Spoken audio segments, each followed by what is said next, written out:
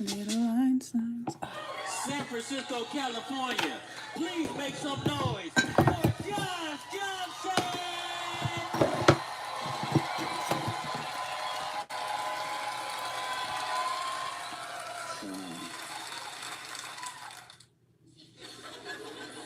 I've been having trouble.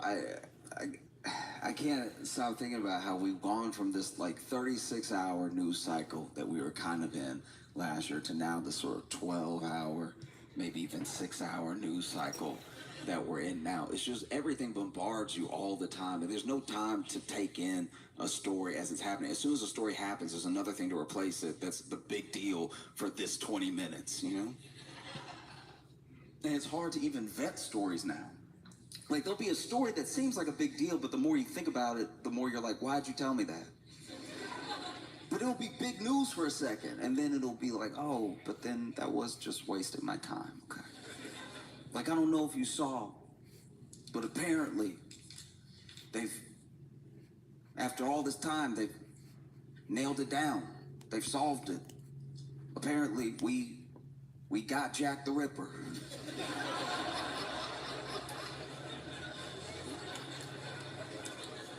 Some would say a little late. Some would definitely say that all the women alive now are worried about the men alive now. But at least we got Jack the Ripper, you know? He eluded us for a while, but he couldn't hide forever. Apparently, some guy claims he nailed it down with some DNA, and after I finished reading it, I was like, yep. Think he got away with it. Because that's the thing, it's like you're inundated with so many different notifications, so many different news stories going down the line. You can't even enjoy the little things that aren't even quite news, but like, remember when a video would be viral for like a whole day? And we'd all share it for like a day. We at least used to have a day. And now there's so much news, you don't get to enjoy anything for like a full day.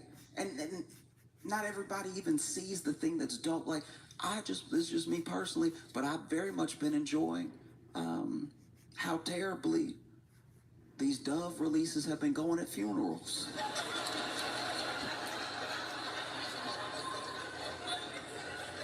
Thank you. In case you're not familiar, there are some funerals where everybody can't get like a 21 gun salute or anything like that. So they'll do something special, whether the funeral director suggests it or the family wants it, and they'll have these doves. And it depends on how they want to do it for the funeral, right? Some people say some sweet words and they release one dove at a time. Some people say some sort of message. They give a eulogy either at the cemetery or at another special place to the person that passed, and then they release all the doves at one time. But one thing that's been happening consistently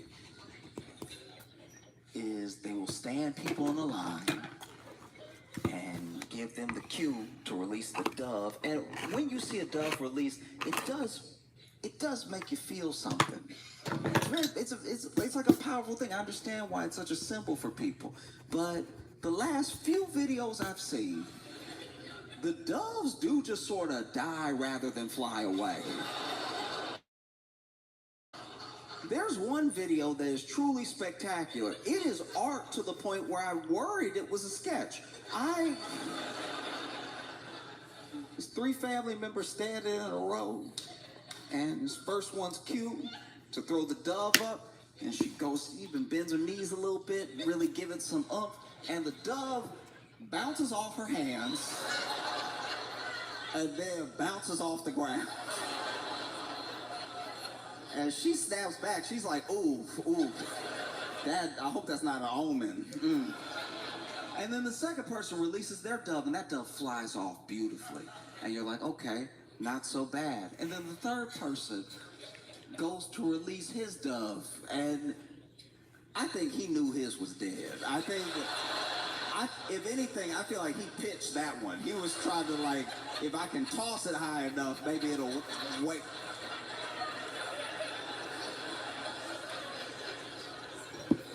was another funeral where they were doing dove releases, and they had like 5 people lined up, and they were doing a different like stanza to this poem, and at every break in the stanza they released one of the doves and stuff, and they were getting close to the end. So this I don't know if this woman was number 5 or number 4, but she was whispering at the funeral director the entire time.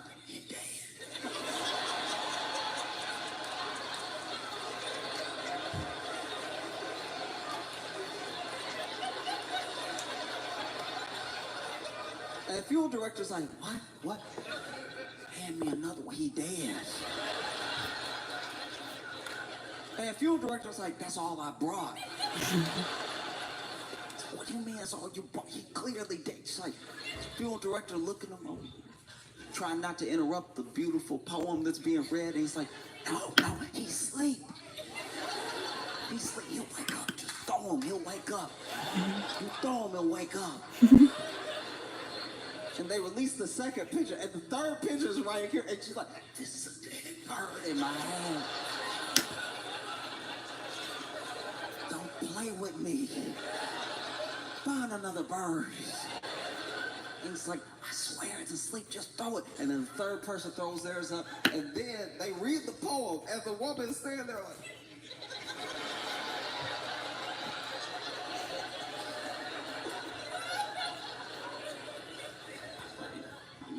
you can tell they get the like last couple lines of the poem, and this woman holding this bird goes.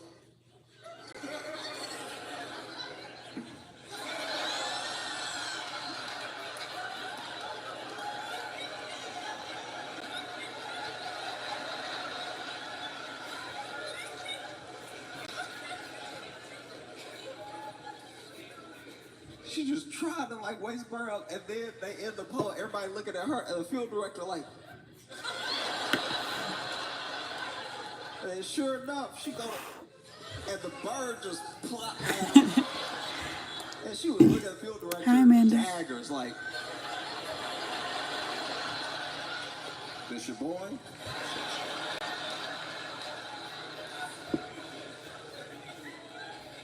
And then the 5th person, their dove fly off, no problem. So everybody got a good dove, except for her.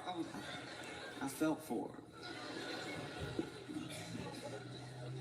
One thing, I don't know if everybody thinks of releases is where they go. What's next? I don't know anything about this, so I don't know if the dove returns and they just know to go to the funeral director's house or something. I'm assuming they start a new life. Like, I'm assuming the dove gets thrown in the air. It was like, what a beautiful ceremony. I didn't know them, but y'all sent them off right. And then they fly off and try to get things going themselves. I'm just trying to imagine what it would be like to be like a released dove.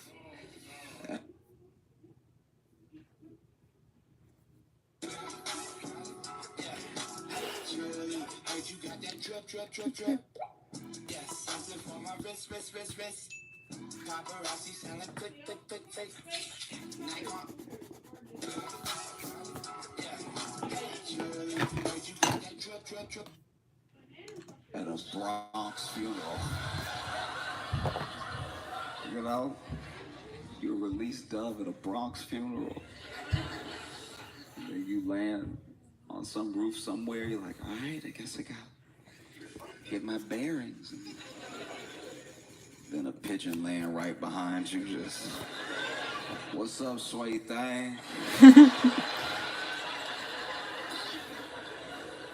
Pigeon just seemed like a very rub the belly bird, Hey, how you doing, huh? Hey, you looking fine as hell. No spots or nothing. Hey, you must be new to the city. Let me show you around. I know where the good spots are. Let me show you That's the world around. we're in now, Nothing but news stories, non-stop. Everything's coming at you. You've gone from this 36-hour news cycle to 12 hours, 6 hour, 4 hour on a really bad day. And you cannot care about everything. You can't, like, you want to have empathy, and especially when something's big, you want to care about it for as much attention as you feel like it deserves. But then another thing happens, and you're just daisy chained bad news all the time, or what's supposed to be important news all the time. And so sometimes things fall out of your head because you're like, I can't focus on everything at once, and some things I can't do anything about. You know? And so after a while, you haven't heard about something long enough, you just assume it's been resolved because nobody's talking about it. But nobody's talking about it because there's so many things to talk about. And you also have to measure up how you feel about the world right now with the fact that everyone trying to give you news about the world also wants your money. They want a subscription from you. So they're just inundating you with all this stuff because, like, maybe you'll like news from us. So we'll just keep sending you notifications. Because there's always a lot happening in the world. That's not different. The fact that we have access to it is different. Like, I was thinking about all of this last week. I was just sitting there and thinking to myself, dang, we never did get those astronauts down.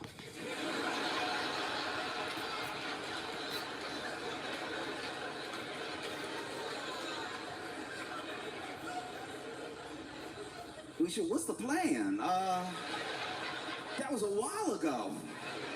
We should probably do something about that. And look, it's not like I can do something about it. You know, I care, but I can't help. It's a lot like when your loudest, dumbest friend is in a bar fight, you know? And they're over there talking trash, or you're like, he over there though. I would never be able to get there in time. There's nothing I could possibly do. He's kind of on his own, which is a shame. I wish I could help, but he's all the way over there, and that other guy is very big, and no one was talking to me. So in case you don't know, in case you missed it, which is understandable, there were two astronauts that went up, Butch and Sonny, and they went up to the International Space Station, and they were the first to, I believe, man this Boeing Starliner. So they went up in this Boeing Starliner, which some would say was a mistake. Because I don't know how many news stories you consumed last year, but Boeing was not having a fantastic year. And Boeing has different divisions, by the way. It's not all one thing. It's one company. Everybody's not working on everything at the same time. So the plane people and the space people aren't necessarily the same, but by and large, as a company, wasn't looking good. You know? And so they went up to the International Space Station with this Boeing Starliner. And I'm not going to act like I understand or know how to do what astronauts do. I don't get it, and I'm glad that they do. Because astronauts, NASA, all of these experiments that they do in space have yielded incredible things for us down here on Earth that you wouldn't necessarily even connect to space. You know, like memory foam, inner ear thermometer, all the times that they've had to solve a problem up there, it's led to us having something dope down here. So keep going to space. I think that that's great. I don't know what you do up there, but all I know is it makes my life better, and I appreciate it. You know what I mean? Because everything I know about working in space, I know from the movies. And whenever I see it in the movie, it's just the astronaut outside of the ship with a wrench.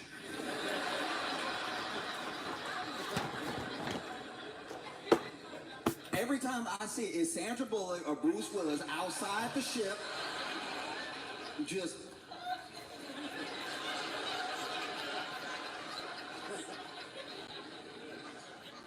I don't know what it is about space that makes screws so loose, but, like, I genuinely assume that a quarter of being an astronaut,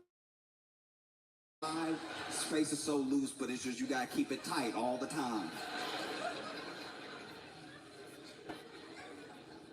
And so they send them up there, and this Boeing Starliner had a bunch of other problems. It had a bunch of other issues on the sort of unmanned tests that they were doing, you know. And so it's very brave of them to even go up there and be doing these experiments and try to make a better world for us, you know. They get up there, and they're supposed to be up there for like 8 days, right?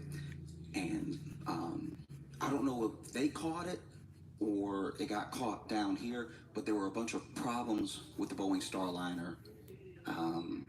Some of them were helium leaks, because helium is incredibly hard to just capture, just keep it so light, and it's very easy to escape. And then they were worried about the thrusters, and so they were worried about control issues if they were to come down, right? Because Boeing used to be a better company. Boeing used to be a company that put engineers and innovation first. And then they had a bit of a merger, and that merger started to prioritize shareholders, prioritize the money. And so some of that innovation, some of those engineers started to fall to the wayside, and you have what we get now: planes that make you a little nervous, and ships that only go one way. That's funny. Sad but funny. Because, make no mistake, Butch and Sonny are fine in the... They are the most seasoned astronauts that we have. You know, Sonny has logged potentially more hours than I think any of 322 days in space, and she has logged like 50 hours of spacewalking and everything. She's like a true veteran, and even before that, she was a diver in the Navy, and she piloted combat helicopters. Like, she knows what she's doing.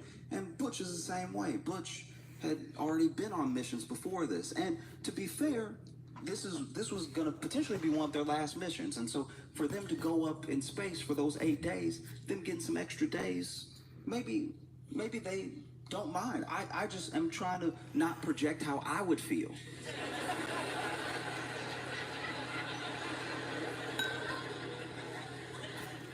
Because if it were me, because once again, I'm not an astronaut. I can never be an astronaut. Not good enough at math, throw up too easy. So I don't give off astronaut, right? But if it had been me, if I had gone up into space, it was supposed to be 8 days, and then they were like, "Ooh, that ship, may not be able to send you back down in that ship," I would be like, "Oh, okay, cool. So when's the next ship coming up?"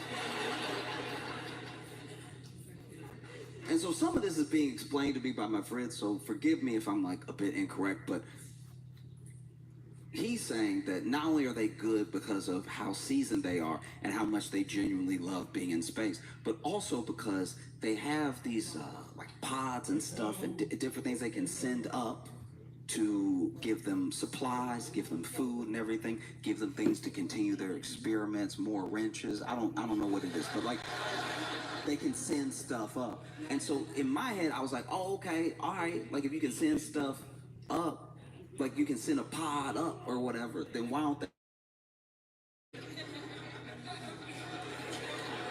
Like, why don't they just hop in the pod when all the food, like, after they get all the food out and they eat the food, oh, delicious, and then they get in.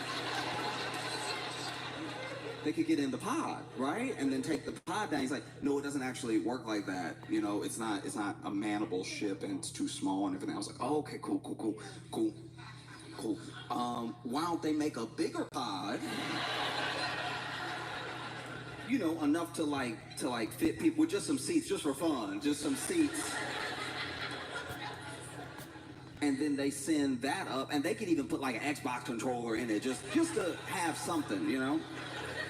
And then send them down with that. And he's like, Josh, it doesn't work like that. Like, everything you're saying doesn't make any sense. And I was like, okay, I understand that everything I'm saying doesn't make sense, but the way it does work is also sound like it doesn't make sense. To me. Just to me. All right? I'm not Butch and Sonny, and I'm not going to speak for them for too long. If it was me, which it will never be, it's not going to happen, I would pass out. So this isn't even a problem that we really have to discuss. I just couldn't get it out of my head. Because in my head, it's like, to send me something but not let me come back down in the thing you sent me would be like if I was stranded. Imagine, stranded on Earth. Let's say I'm just stranded on Earth somewhere, and you're worried about me, and you're worried about me having supplies, having food and everything. So you send me an Uber Eats.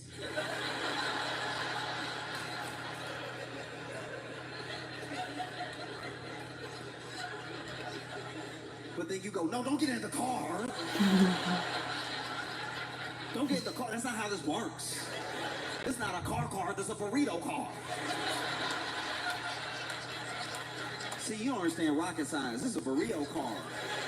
You try to get in any kind of car you want. That doesn't make sense. Stay there till we come get you with a car.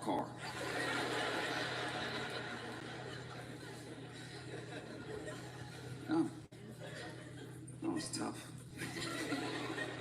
It really is, because if you read articles and if you listen to interviews with Butch and Sonny, they're not just in great spirits. They, if they're to tell it, are getting all this extra time in space. Space is their passion, is their happy place, and so it's somewhere where they can go that is unlike where any of us can go. They see a perspective of the Earth that most people will never get in person. That's beautiful, and the expanses that they get to wake up to.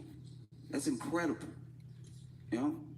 And so if this really was gonna be one of their last missions and it lasts all this extra time, there is something to be said for like, wow, I really got to spend a surprising amount of time in space. And I hope they feel that way. I really do. I just know if it was me, I would also be putting a good face on. So that way, everybody's working real hard to bring me down and I can whoop some ass. That would be... Because you know how when you're on the phone with like customer service or something, you gotta be extra nice even though you get madder and madder and madder. Because if you start cursing, they're like, every time you swear at me, my computer seems to jam up. I don't know how the two are related, but they definitely are. Maybe want to fix your attitude. No, I'm playing as nice as possible until I get down. And best believe when I get down, we're having it out. And I'm not even like a bad man like that. I can't even fight, but I tell you, I'm biting the first person I see.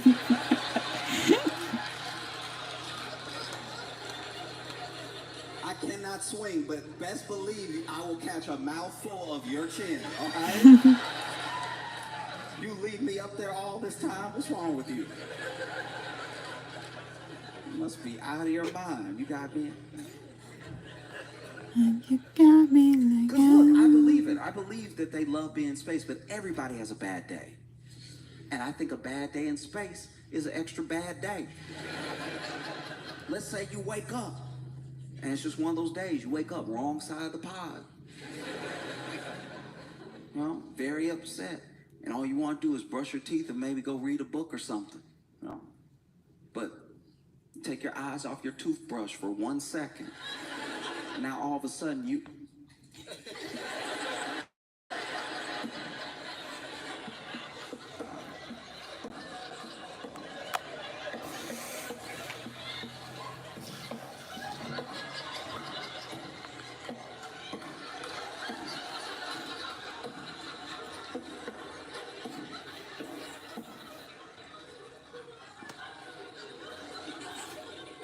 Grab the toothpaste.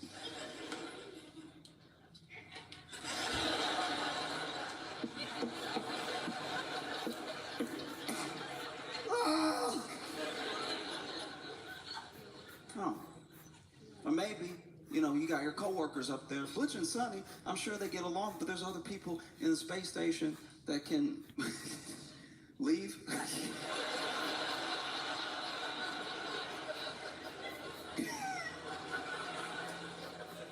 And so I'm sure you have your disagreements with your coworkers. We all have. You want to storm off. Very difficult in space.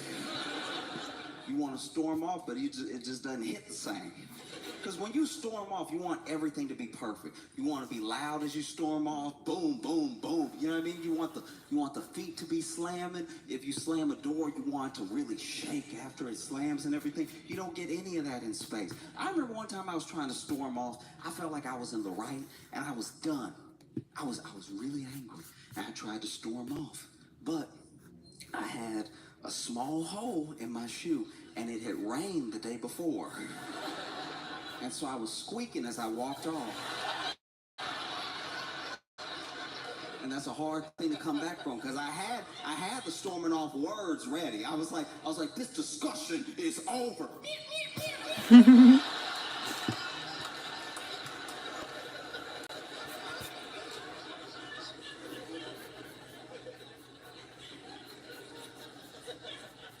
So sure enough, you want to storm off in space. Maybe your coworker's making you mad.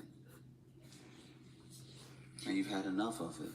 You've been up here for, 2 extra months or whatever. You just want to go. So you're like, all right, that's how you feel. That's how you feel? All right, then you know what? You can finish the experiment yourself because I'm out of here.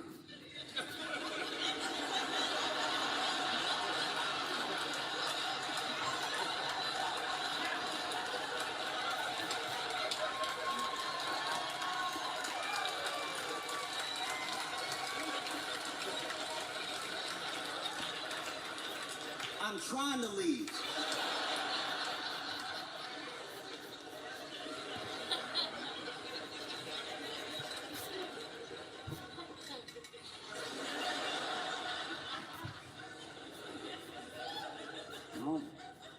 I can empathize with where the astronauts are coming from because I worked at a grocery store, right? And give me a second.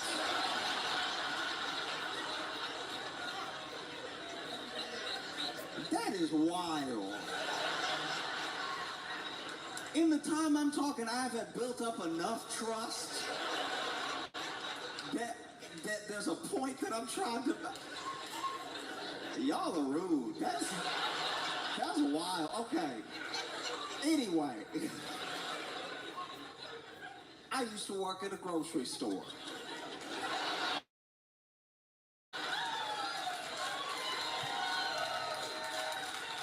I worked at this grocery store, and one of the reasons I wanted the job and one of the reasons I got the job is because my apartment was only going to be 1 mile from my home store. So I could walk to work, and if I was late, could run, right?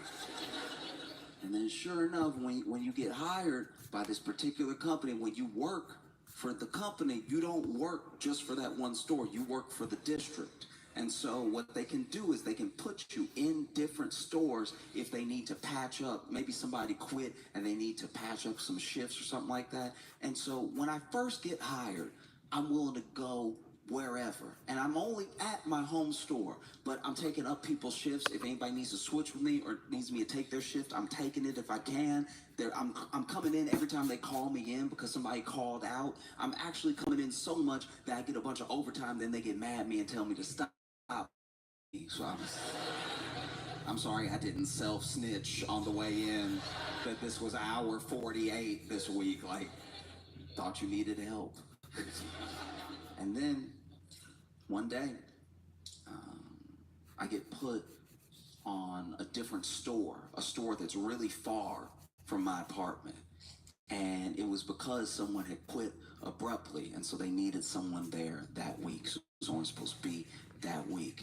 And I get there. I had never been to this store before, but it's in a bad, is it a bad, is it a horrible, is it a bad, is it a remarkably unfortunate, it is in a bad neighborhood, okay?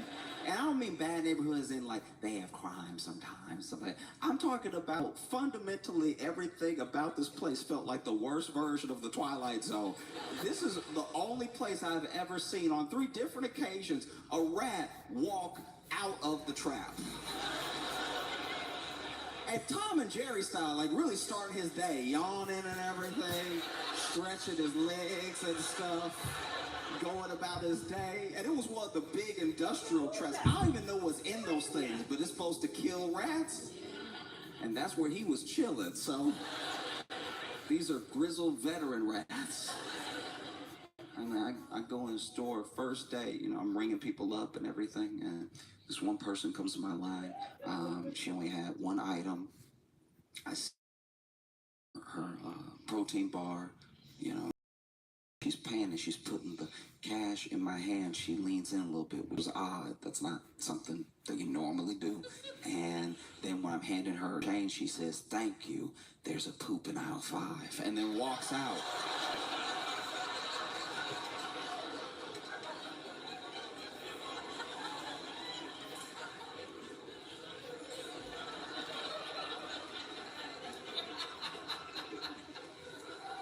And I'm sure she didn't do it. I'm sure she didn't do it. But the way she walked out so quickly, I was like, do you have something to do with this? And so it's not really my problem. I'm hoping she was just joking. And so I just keep ringing people up, right? I'm just continuing to ring people up. And then my manager comes over, and my manager is like, hey, Josh, we're going to switch you off a register and put you on the floor for a little bit. Because, you know, there's so many crazy things happening today. And so I'll go ahead and switch with you. And so then I had to count out my till and then go to the floor. Now, I'm still not elected myself to go to aisle 5, right? I went straight back to the back room to grab some chips that were out in front, and so I grabbed the box and I'm opening the box and, you know, starting to stock the chips, and I hear a scream, and so I'm like, okay, it must be real. I just hear someone go, whoa! No. And so then I just keep stocking because I'm like, I don't want that to be part of my life, right? and then I get a tap on the shoulder, and it's my manager. She's like, hey, there's a whole like situation on aisle 5. If you don't mind checking it out real quick. And in my head, I'm like, I thought you were gonna be ringing people up. You just been trying to set me up this whole time, using some very convenient language. And so I walk over to aisle 5, and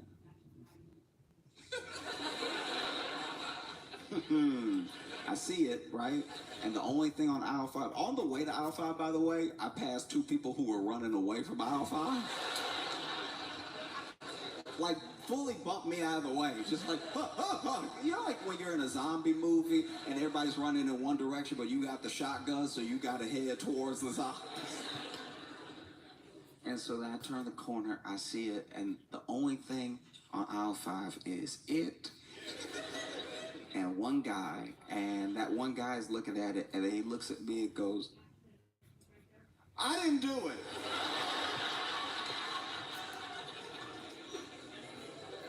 Didn't think you did, dog. Like, I understand you being just as shocked as I am. And so then I go to the back because I don't really know what to do. You know what I mean? Like, this has been laid at my feet and I don't feel prepared. And so I grab the broom and the dustpan and the kitty litter. And so that I go ahead and like scoop and litter and everything. And that was day 1. That was the first day that I worked at a store. The second day, this older lady walked up to me at the register. I started ringing her up and everything, and she was hitting on me hard. And she was hitting on me in the way that older people can hit on you because they're not saying anything vulgar, but they're being very vulgar at the same time. They're not using the words, but you can tell the intent.